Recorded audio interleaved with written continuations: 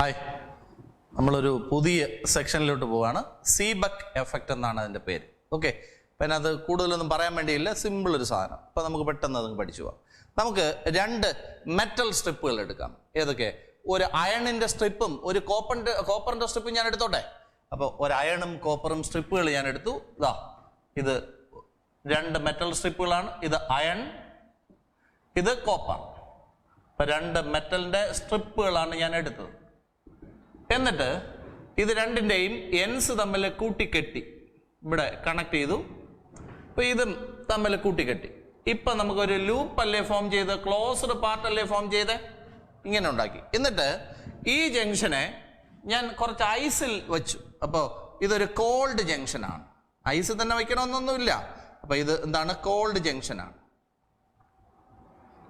ഇനി അടുത്ത് ഇപ്പുറത്ത് ഞാൻ ചൂടാക്കി. അപ്പോൾ ഇതൊരു ഹോട്ട് ജംഗ്ഷനാണ്. ഇങ്ങനെ ചെയ്തു കഴിഞ്ഞാൽ സംഭവിക്കുന്നത് എന്തെന്ന് ചോദിച്ചാൽ, നമ്മൾ ഈ സെറ്റപ്പിൻ്റെ അകത്ത് ഒരു EMF ഡെവലപ്പ് ആവും. നമുക്ക് EMF ഉണ്ടാക്കാനുള്ള ഒരു സിമ്പിൾ ടെക്നിക്കാണ് ഇപ്പം നമ്മൾ കണ്ടുപിടിച്ചിരിക്കുന്നത്. എന്താണ്? രണ്ട് ഡിസിമിലർ മെറ്റൽസ് എടുത്തിട്ട് അതിൻ്റെ എൻസ് തമ്മിൽ ഇതുപോലെ കണക്ട് ചെയ്ത് ഒരു ലൂപ്പ് ഉണ്ടാക്കിയിട്ട് എന്താണ്, ഒരു ജംഗ്ഷനെ തണുപ്പിക്കുകയും മറ്റേ ജംഗ്ഷനെ ചൂടാക്കുകയും ചെയ്തപ്പോൾ ഒരു EMF ഉണ്ടായി. ഇപ്പോൾ EMF പ്രൊഡക്ഷനുള്ള ഒരു സിമ്പിൾ മെത്തേഡാണിത്. ഇപ്പം ഇങ്ങനെ ഉണ്ടാക്കുന്ന ഈ EMFനെ തെർമോ EMF എന്നാണ് പറയുക. എന്താണ് പറയുക? തെർമോ EMF അല്ലെങ്കിൽ സീബക്ക് EMF എന്നാണ് പറയുക. സീബക്ക് EMF. ഇനി ഈ ഉണ്ടാക്കി വെച്ചിരിക്കുന്ന ഈ സെറ്റപ്പിനെ തെർമോകപ്പിൾ എന്ന് പറയും. എന്താണ് പറയുക? തെർമോകപ്പിൾ. ഇങ്ങനെ ഈ സെറ്റപ്പിൻ്റെ അകത്ത് EMF ഉണ്ടാക്കുന്നതിനെ വിളിക്കുന്ന പേരാണ് സീബക്ക് എഫക്റ്റ്. ബുദ്ധിമുട്ടായ? ഇനി ഇതൊരു ക്ലോസ്ഡ് ലൂപ്പ് ആയതുകൊണ്ട് ഇത് കാരണം ഈ ലൂപ്പിൽ കൂടെ എന്തുണ്ടാവും? കറണ്ടും ഉണ്ടാവും. അപ്പൊ ഈ പരിപാടിയെ വിളിക്കുന്ന പേര് സീബക്ക് എഫക്റ്റ്. എന്തെങ്കിലും പ്രയാസം തോന്നിയോ? എന്താണ്? രണ്ട് ഡിസിമിലർ മെറ്റൽസ് എടുത്തിട്ട് കൂട്ടിക്കെട്ടി രണ്ട് ജംഗ്ഷനൊക്കെ ഉണ്ടാക്കിയിട്ട് ഒരു ലൂപ്പാണ് നമ്മൾ ഫോം ചെയ്തത്. ഒരു ജംഗ്ഷനെ തണുപ്പിച്ചു, മറ്റേ ജംഗ്ഷനെ ചൂടാക്കിയപ്പോൾ ഈ സെറ്റപ്പിനകത്ത് എന്തുണ്ടായി? ഒരു EMF ഡെവലപ്പായി. ഈ EMFനെ തെർമോ EMF എന്ന് വിളിച്ചു. ഇനി ഈ സെറ്റപ്പിന്റെ പേരാണ് തെർമോകപ്പിൾ. ഈ ഫിനോമിനോണിനെ, ഇങ്ങനെ EMF ഉണ്ടാക്കുന്ന ഈ പരിപാടിയെ വിളിക്കുന്ന പേരാണ് Seebeck effect. So explain what is Seebeck effect. പറയൂ. When two dissimilar metal strips are joined to form a loop, and if the junctions are maintained at different temperatures, an EMF will be developed in it. This EMF is known as thermo EMF or Seebeck EMF. This setup is known as thermocouple. The phenomenon of production of EMF in this way is known as Seebeck effect. Once again, when two dissimilar metals are joined and if the junctions are maintained at different temperatures, what will be developed? An EMF will be developed. This EMF is known as thermo EMF. The setup is known as thermocouple. The production of EMF in this way is known as Seebeck effect. Okay? ഇനി ഞാൻ പറയുന്നത് കുറെ മെറ്റലിന്റെ പേരുകളാണ്. അപ്പോൾ ഒന്ന് ശ്രദ്ധിക്കുക. കുറെ മെറ്റലിന്റെ പേരുകൾ ഞാൻ പറയുന്നു. നോക്കൂ, മെറ്റൽ ആവാം, അലോയി ആവാം, എന്തോ ആവാം. നോക്കൂ. ആദ്യത്തത് ആന്റിമണി. അടുത്ത് നിക്രോം. ഇതൊക്കെ നിങ്ങൾക്ക് കേട്ടിട്ടുള്ള പേരുകളാണ്. അടുത്ത് അയൺ. അടുത്ത് സിങ്ക്, കേട്ടിട്ടുള്ളല്ലേ. അടുത്ത് കോപ്പർ. അടുത്ത് ഗോൾഡ്. അടുത്ത് സിൽവർ. അടുത്ത് ലെഡ്. അടുത്ത് അലുമിനിയം. അടുത്ത മെർക്കുറി. അടുത്ത പ്ലാറ്റിനം റോഡിയം.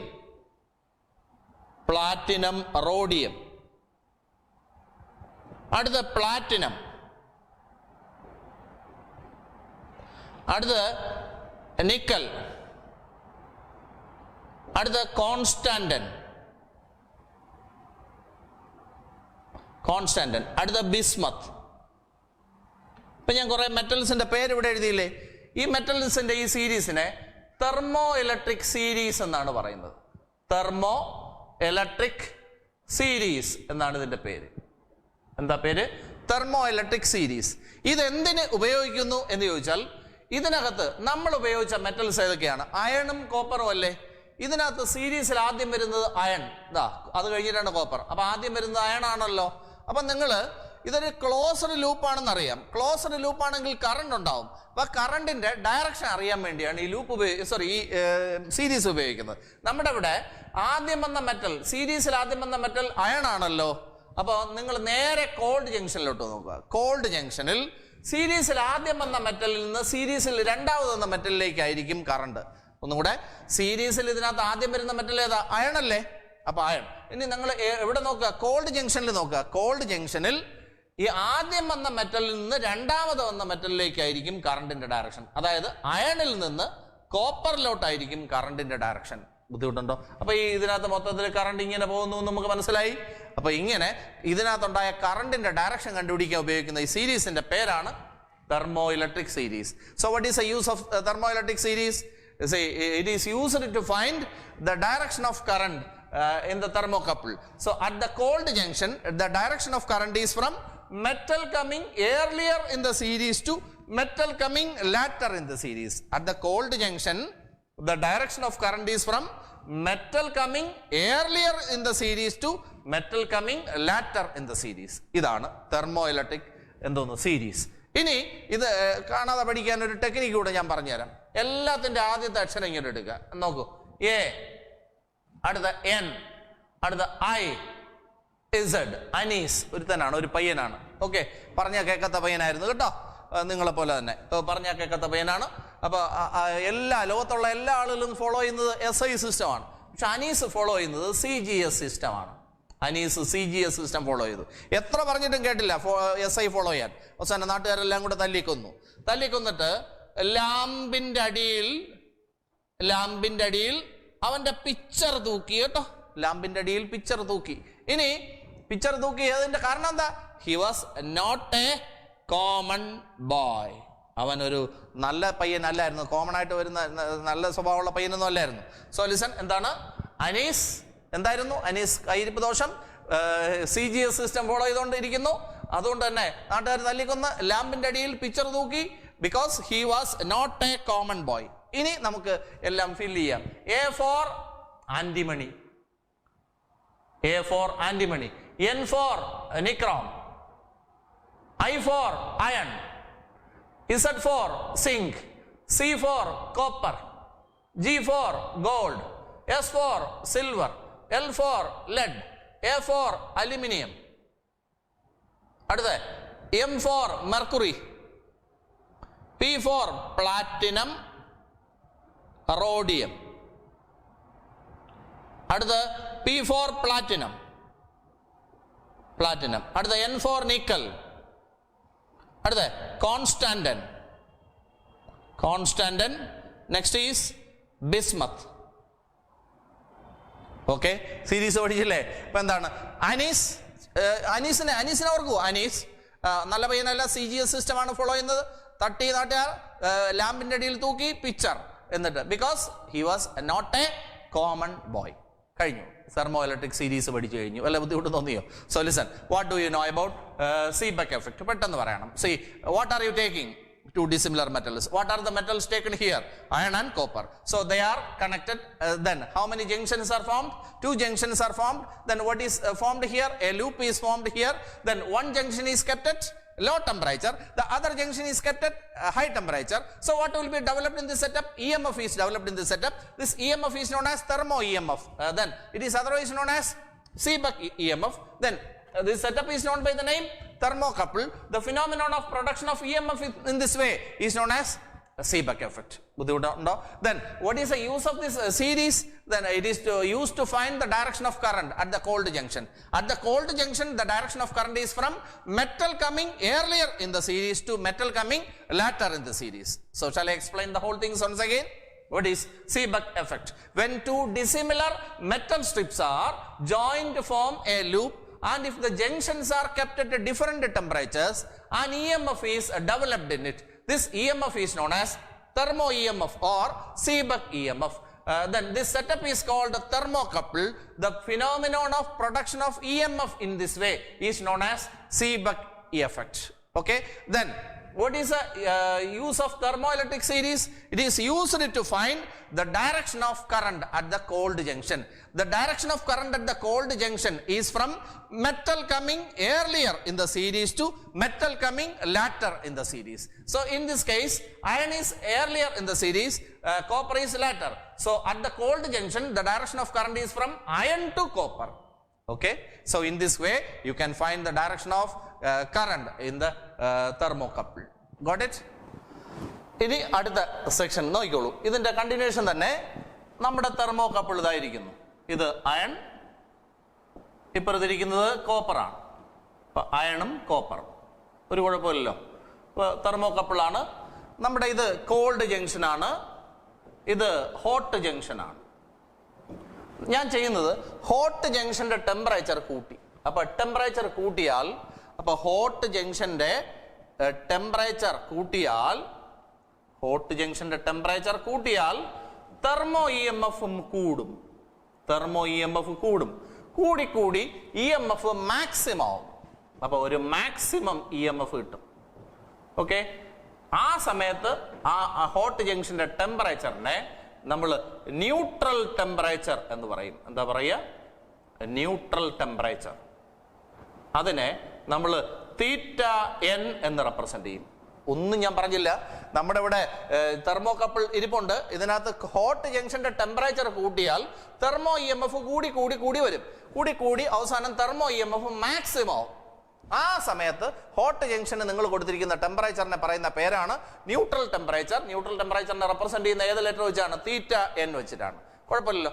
അപ്പൊ ഞാൻ ഇതിനെ ഗ്രാഫിൽ കാണിക്കാം. ഇവിടെ തെർമോ ഇ എം എഫ് ആണ്, തെർമോ ഇ എം എഫ്. ഇവിടെ ടെമ്പറേച്ചറും ആണ്. നോക്കൂ, ടെമ്പറേച്ചർ കൂട്ടുമ്പം തെർമോ ഇ എം എഫും കൂടും. കൂടി കൂടി കൂടി കൂടി മാക്സിമം ആവും അല്ലെ? ഈ മാക്സിമം ഇ എം എഫ് ആയി.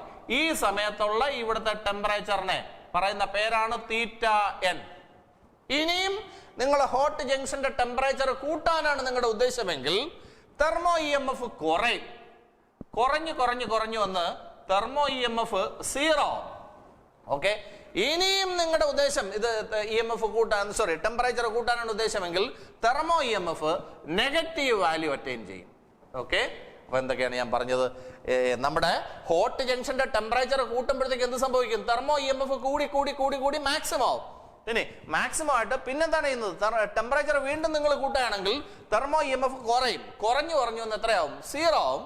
ഇനിയും നിങ്ങൾ ടെമ്പറേച്ചർ കൂട്ടാൻ തുടങ്ങിയാൽ thermo E M F negative value attain ചെയ്യും. അപ്പോ ഈ സമയത്ത്, അതായത് തെർമോ ഇ എം എഫ് 0 ആയ ഈ സമയത്ത് ഇവിടുത്തെ തെർമോ ഇ എം എഫിന്റെ വാല്യൂ എത്ര?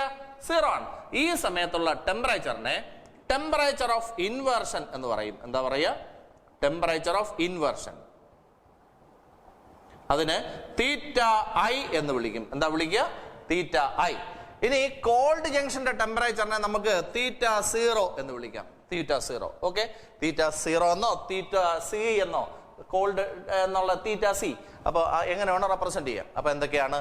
See what is temperature of inversion? പറയൂ പറയൂ, എന്താണ്? When temperature of hot junction of thermocouple is increased, thermo EMF increases, it reaches a maximum value called maximum value. That time the temperature is known as neutral temperature.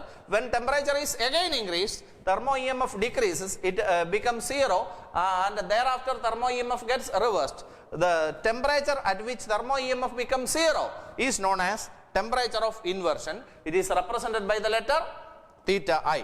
ഇനി ഈ മൂന്നെണ്ണത്തിനെയും connect ചെയ്ത relation ഉണ്ട്. Theta I minus theta N is equal to theta N minus theta 0 എന്നാണ്. എന്താണ് relation? തീറ്റ ഐയും തീറ്റ എന്നും തീറ്റ ഒയും connect ചെയ്ത relation ഉണ്ട്. Theta I minus theta N is equal to theta N minus theta O. അപ്പോൾ ഇതിനകത്ത് ഇൻ ഓർക്കുക, ഇൻ നോ, മനസ്സിലായോ? അപ്പൊ എന്താണ് നോക്ക്, ഇൻ എന്ന് പറഞ്ഞാൽ നമ്മുടെ മനസ്സ് ഇതിനകത്ത് ദുഷ്ട ചിന്തകളൊന്നും ഇല്ലെന്ന് എന്നെ പോലെ നോക്കൂ. അപ്പൊ നോക്കൂ, അപ്പൊ ഇതിനകത്ത് നോ ദുഷ്ടശക്തികൾ, അപ്പൊ എല്ലാം പറയുന്ന എല്ലാം സത്യസന്ധമായ കാര്യങ്ങൾ. സോ ലിസൺ, അകം ശുദ്ധമാണ്, നോ ബാഡ് എഫക്ട്സ്, അപ്പൊ ബാഡ് എഫക്ട്സ് ഒന്നും അകത്തില്ല, ബാഡ് തോട്ട്സ് ഒന്നും അകത്തില്ല. സോ ലിസൺ, അപ്പൊ എന്തൊക്കെയാണ്?